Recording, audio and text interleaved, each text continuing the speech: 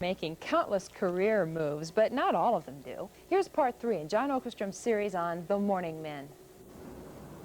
1490 AM stereo, a cloudy day again today, but the temperature's moderating a bit up to 65 degrees. That's pretty good news. Paul Himmer has talked about his share of cloudy days in 17 years as WDBQ's morning man. He's grown up with many of his listeners and gives them a mixture of music, news, and entertainment.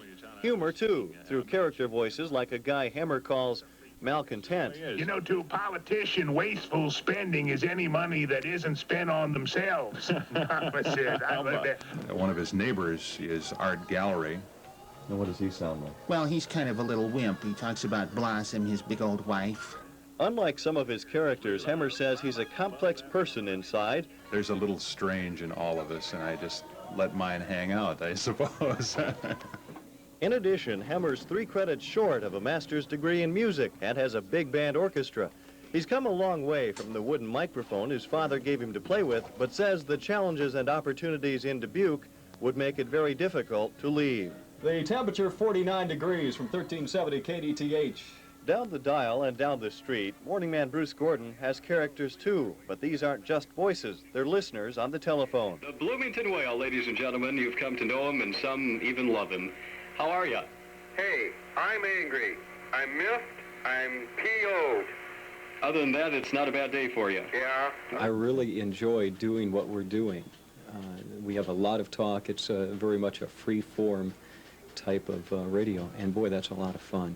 Freeform means almost anybody can get on the air, even me. We talked about how Bruce got his start in radio. I, of course, started at a Mr. Steak as the cook, and then I was able to say, number 18, please, number 18, and that's how I was discovered that way. A lot of people do it through blue light specials.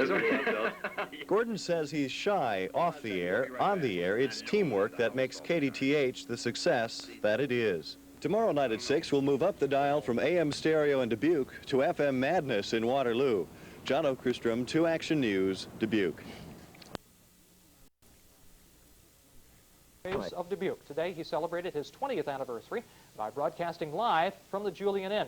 Hemmer says he has enjoyed his career here in Dubuque. Well, if there is significance to today, it's that it was 20 years ago today that I started doing mornings on WDBQ. Little did I think back in August of 1967 that I'd still be doing it all today here in Dubuque. But the station has been wonderful to me. The town has been great. I've loved every minute of it. Hemmer's news partner, Tom Berryman, says teamwork has kept them together this long. I think it's a lot like sports. You know, after quarterback, I think of Raymond Berry and Johnny Unitas. They work so long together that they know what the other one was going to do, and he'll start out with something, and I know exactly where he's going. And it just feels great to be that comfortable. Hemmer says he plans to keep announcing here in Dubuque for at least another 5 years. Later on in this newscast, home sales are on the rise in Dubuque. We'll tell you why.